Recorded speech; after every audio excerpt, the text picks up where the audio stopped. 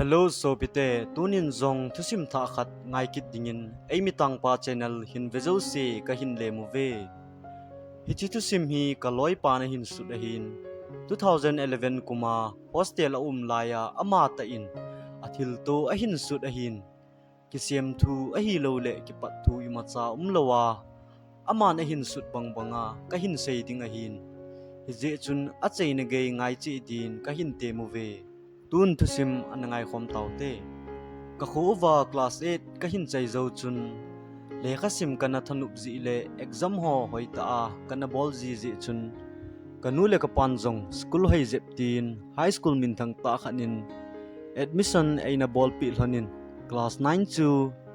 hit school a chu kai sa ding 80,000 win school chu ananu phle jengin kai jong school kai pat ding chu kananga la hle jengin he chule hit school na khu chu khuneu cha chule khutha zong a hin keizong hit school a chu atha ka hi ding zi in alang khana ka gele kanengel mo jing in hi phat a hung chi na hi le kanu in hit school muna hostel a chun school kai ding in e hung tha ta na hi school zong ka hung kai pan ta na hi le koima ka ki het pi om lo je chun classroom in zong thip chenin paulo in kan ki mo tun tun zeng zi in a hin phat a hung che che na hi le school kai na zong lakhat a hung hling tan chule ka hostel na zong mi tam ta to ka hung ke tan chule zone ki ti mi khat chu to ka hung ki wap thei le hlan tan hin khuman dan chu a hung nup chom le zing in hi hi chun phat a hung che che na hi le school zong thani ka hung kai taw win zan khat hi ka loi pa zon chu pampo dia toilet na chi le atau lai ta in toilet nung langa chun thilgin azatan aman zong ima cha ge lovin atau pe pe ta na hi le toilet nung langa thilgin aza te te phanin ama zong kinung haiza ahom ka khana kon ve di ati le akinung hai le toilet bang chunga khut khat banga hongkal gu bang chun amun amazong akichawalin apet pet chun toilet na kon ahung hlai do in room lang ahin thi delta na hi room sung ahung lut lut chun hai the thu in ahung hlai lut nin mai jong chu vet the a hi tapon chu in ken jong tui ka the khomin ipin hung ti ham ti a ka do le ei ho pon minute nga zo lang hin ahung pau na na in athil mu ho chu abon chan a seizin chuzo chun ruma kaloi dang ho zong hichi kaloi pa wedding in ahung uvin hi chun imazo se chu kaloi pa zon chun asei pi taw win hi le ahin nui sat uvin mi ki chat ti zat gel lo chun nang se se atu kha na hi poi ahin ti uvin hi chuin room sunga chun ka to khom uvin ka ki ho lim taw win hi le hi chun hichi hostel a senior ho chun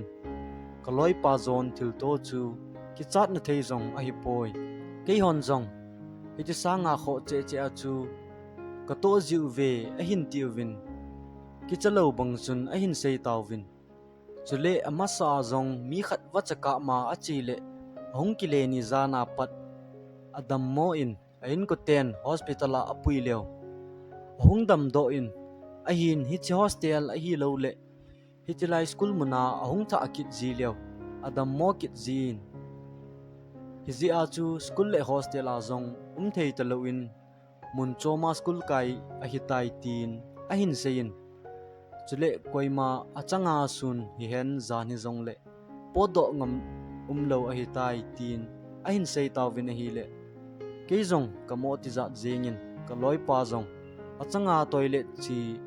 an hi chu ka gel le ka ki chat pi le in hi chizana pat zanting toilet them chi ding hi zong le mi mi thumbe ka chi khom te te ji taw win hi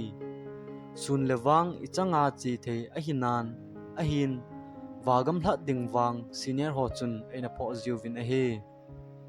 chule phat zong ahung che che na hi le hlanga lang ana chi do tan school ke hi hen hostel a hi zong le mazo se chu ahung nup che che tan mi tam ta to zong kana ki he be tan ahin kaloi pa thil to banga thil to wang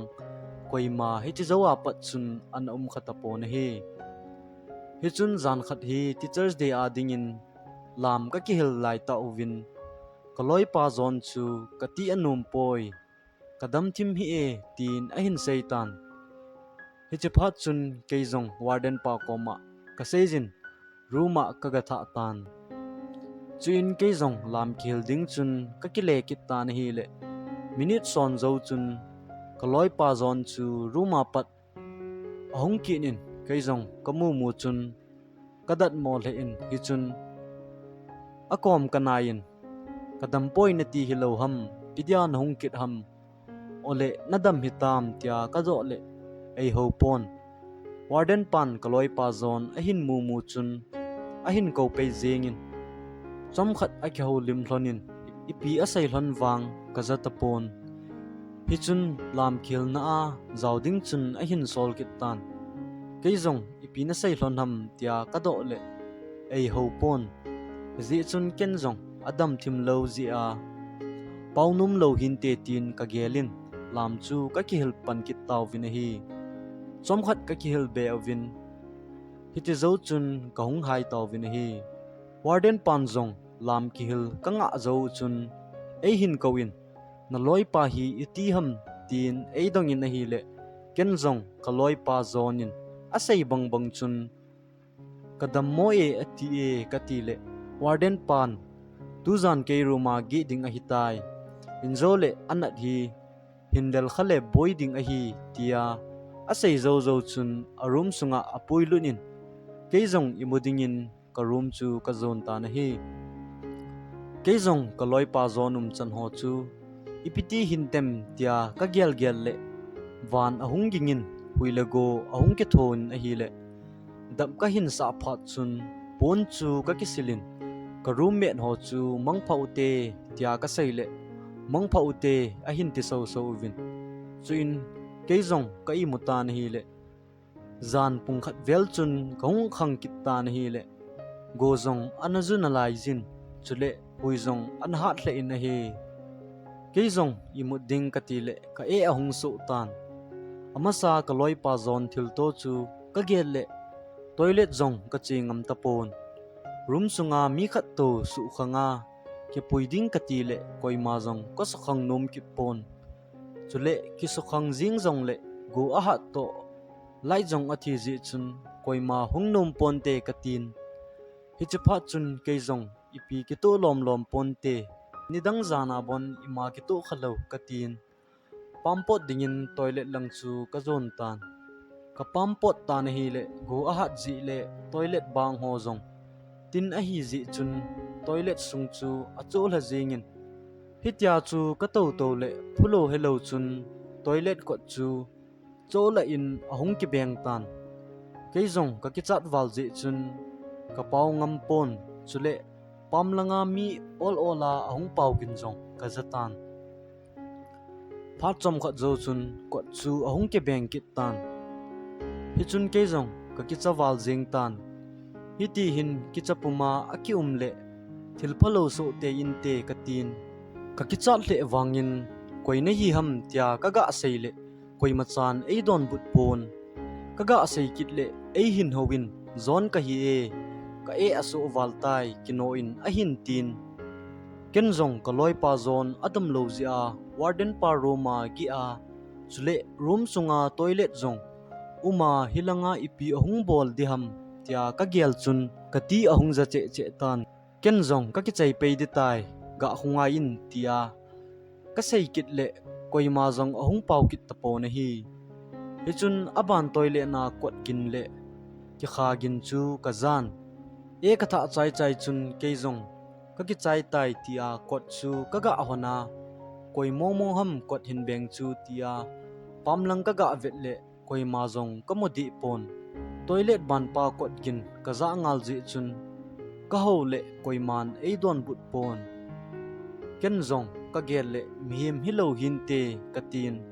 room lang chu ka hin thi del tho ta na hi room sung ka lut lut chun pon ka ki khu khumin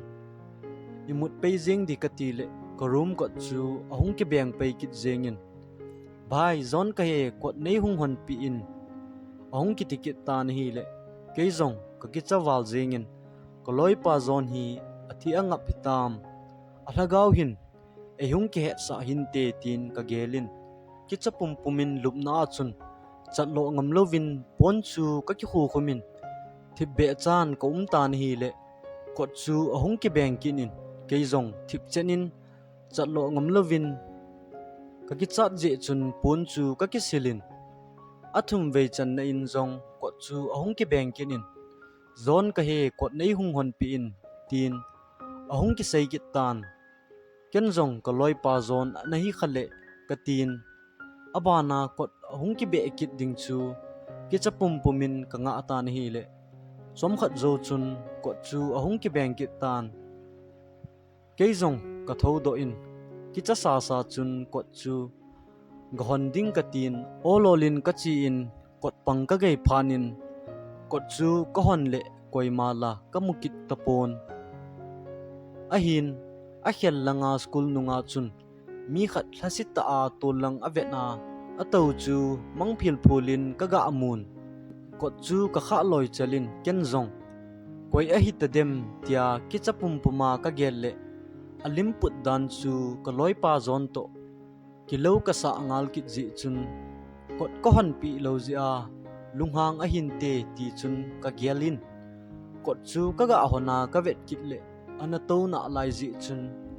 ka loi pa zon hin te tin ka gel tan ke zong apam lang chun ololin ka chi nai na hi le thlasita a tolang avet ji chun amai chu akimu thei pon ken zong ka loi pa zon ka hi sa ji chun bai hi chlaya hi ipina bol ham hi bang guzunuya ka ti le eidon but pon hi chun ken zong ka ho kit le eidon but lo phat chun ka loi pa hi zani tha apat adam thim lo ji le inzoa kot kon pi lo to hi le lunghanga e ho nom lo hitan te tin ka gelin kicha sa sa chun a khut chu ka tu in room langa puiding tia ka ga akai le ahung ki hei chun amai chu ka vet le ko loi pa zon hi talowin amai chu vet ngom zong ana hi tapo na hi apet pet chun ka ki chawalin pending ka ti le ka kam chu akisep bangin aumin ka peng do thei tapon hi chi ka thil mu a pat chun ka ke hei mangin zam ding ka ti le ka zam thei tapon tola chun ka hluden jing in hi chom khat zo khu ka hin het het chun ka thil mu chu ka vet kit le an tapon ke zong ka lu ka ga tham le ka de pang lai ta chu ka thu na tola ka ki ta kha ji chun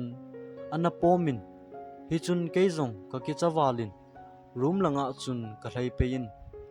lupna chung a chun ka thil mu ho chu ka gel le khu zong ahung wa peitan hi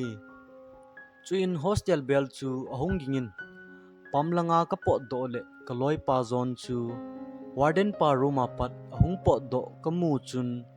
ka thil to zo se chu ka loi pa zon a hi loading chu ka heta na hi chun ka loi pa zon ko ma chun nadam tam ka ti le ko ol dom tai a hin tin chuin ka room sung langa chun ka pui lunin ka thil to zo se chu ka sei pe in zan ni tha a chu room apat na hung pot do kha em tia ka do le hi bang kadam mo a iti ka hung pot do diam a hin ti in chuin aman zong ka thil tu ho chu abona ka sei pi zo zo chun ama zong ke hileng wang ki chat wal zin ki mo thi lo jing in te a hin tin ke zong ka nung gel gel le ka ki cha den jing in chule zana ichanga po do ki lo din ka ki tim ta na hi chun phat ahung che che na hi le school zong ka hung kai kai ki taw vin hi le final exam zong ka hin chai taw vin hi chun final exam ka chei ni zan mama o chun hostel a zo se chu jingle ki khending ka hi ta zi uvin farewell ka mang khom uvin chi assembly ground a chun mei ka ki ti uvin a jingle ki khending ka hi ta zi u chun ka bon uvin la ka sa khom uvin chule ka mei ki ti naw chu ka khom uvin lam kol ka boluvin anup na thei chan chun ka bol tau vin a hi le phat chi lam jong chu a ki hepon chu le pung som makhai lang jong ana hi hling tan hi chi phat chun warden pan jong pung som makhai ahung hlin phat chun ai manom nom na chi theiwa hi tai atin ama jong aroma imudingin achi ta na hi hiti zo chun adang ho jong roma imudingin achi gam tawin pusal mi som ni ham chu mei ka kiti pawin ka to te te tawin a hi le pung khat jong ahung ling tan chule thing ti ding jong abei ta je chun mi them khat chu thing chom dingin ka chi tawin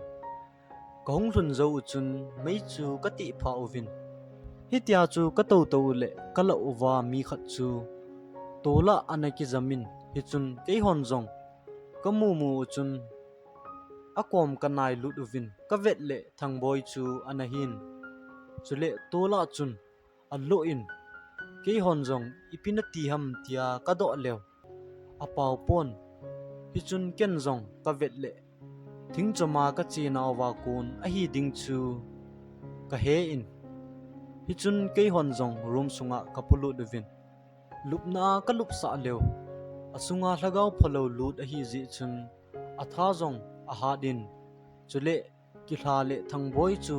thilahon apui mang diu ka het ji chun ka tu uvin ka ki ho piu le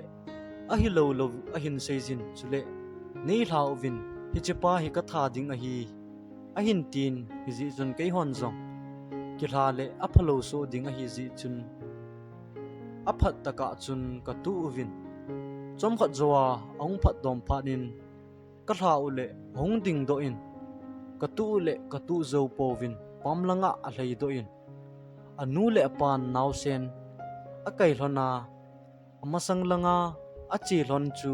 kamu e atin adel ta ne hi ke hon jong ka gaman kit uvin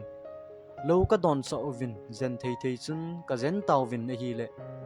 ahung phatan hi chun ipiti ham tia ka do lew imacha ka tipoi a hin tin achunga ipiti ham jong ka sei pi ta povin hi chun ke ho jong ka im uvin